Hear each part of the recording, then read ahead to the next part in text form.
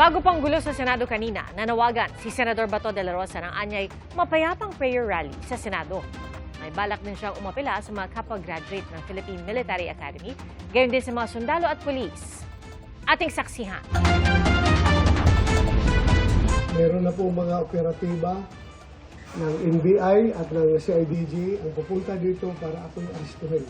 May natanggap daw na impormasyon si Senador Ronald Bato de la Rosa na aarestuhin na siya pagkatapos ng kanilang sesyon. Sinabi niya ito sa kanyang live stream ngayong hapon. Kasabay niya ay nanawagan ang senador. Ako po'y nanawagan sa inyo. Sana tulungan niyo ako. Huwag po tayong papayag na another Pilipino ay dadalhin sa dahig. Ako po isang tapat na pulis. Tapat sa serbisyo. Bakit nila ako ginaganito? Hindi po ako nanawagan ng violenting pag-aaklas. Ako po'y nananawagan ng isang peaceful na prayer rally. Dumulog sa Korte Suprema ang kampo ni De La Rosa para pigilan ang pag-aresto sa kanya. Sa ngayon ay walang inilalabas na Temporary Restraining Order o TRO ang Korte Suprema. Pero pinagkokomento nila ang gobyerno sa loob ng 72 oras kaugnay ng mosyon ni Bato na kumukwestiyon sa arrest warrant mula sa International Criminal Court o ICC.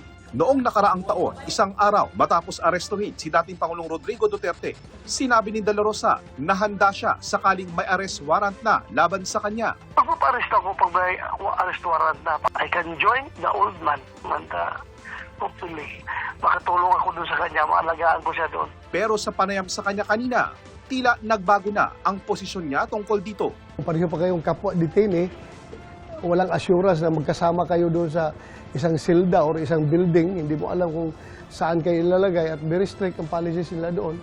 So, it defeats the purpose of being there with him in the same vicinity. Kung hindi mo siya malalapitan, hindi mo siya makakommunicate. Sa website ng ICC, dinagdag si De La Rosa sa listahan ng mga wanted person. Iginigiit ni De La Rosa na susunod lang siya sa korte sa Pilipinas, pero sakaling maglabas ng arrest warrant ang local court. I will cross the bridge when I get there. So hindi pa rin sigurado? Titingnan natin. Basta ang masasabi ko lang, I will exhaust all legal remedies available. Bakit? Konbiktado na ba ako? I'm just being charged. At alam natin, ikaw alam mo mismo na ang background nitong lahat ay politika. Kahit magtanong ka sa taong bayan, may pinatay ba akong tao? Meron ba akong tao, pulis na itusan na patayin mo yan? Wala. After ako nagserbisyo ng tapat dito sa ating bansa, for how many years?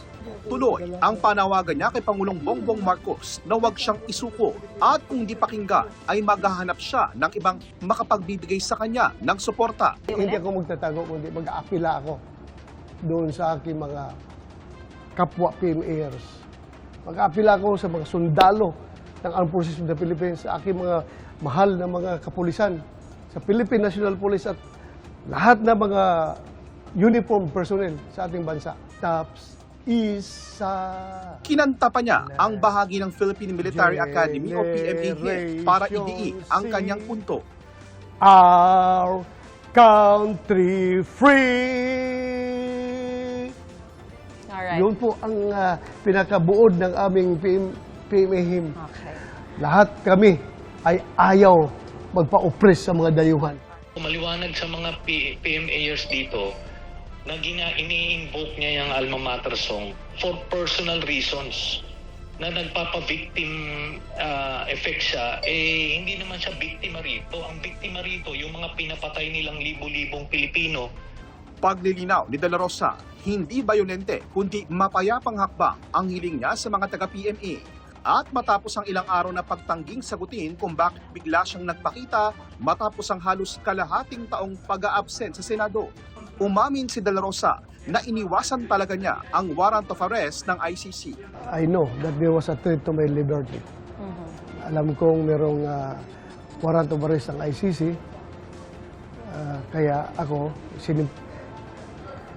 it's natural instinct, human instinct to preserve yourself. Binawi naman ng PNP-CIDG ang subpina para kay De La Rosa para paharapin siya sana sa Camp Crame bukas. bilang bahagi umano ng investigasyon sa mga extrajudicial killing sa Davao City noong hepe pa siya ng Davao Police. Salamat naman para hindi naman ako babiyahe dyan dahil naka-kustudiya ako sa Senado eh. So, salamat sa IDG. Thank you. Thank you Okay. at nirecall ninyo. Masakit naman daw para sa senador na may mga kasamahan siya sa Senado na sila pang nananawagan sa kanyang sumuko na. Malungkot. Mga kasama natin yan eh. Matagal kami kasama sa Senado.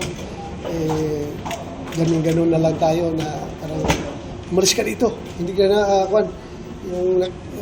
hindi ka namin kailangan, sumurinder ka. 5 senador ang naghain ng proposed Senate Resolution 395 na humihikayat kay De La Rosa na kusa ng sumuko sa tamang otoridad at humanap ng judicial remedies na naaayon sa konstitusyon at sa batas sa gitna ng pagpapaaresto sa kanya ng ICC.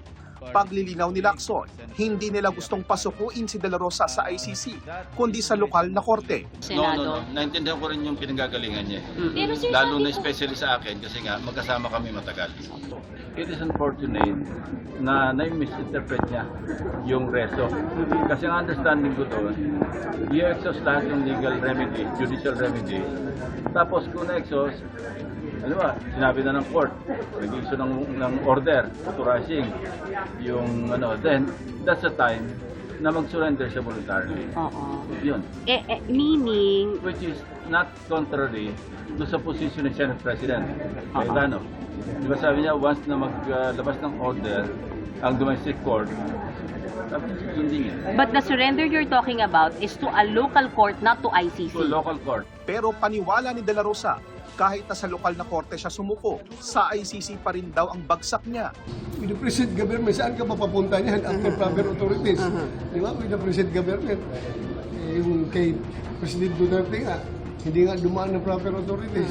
Diretso sa ICC. Meron pa mga ibang option available. Self-preservation, always.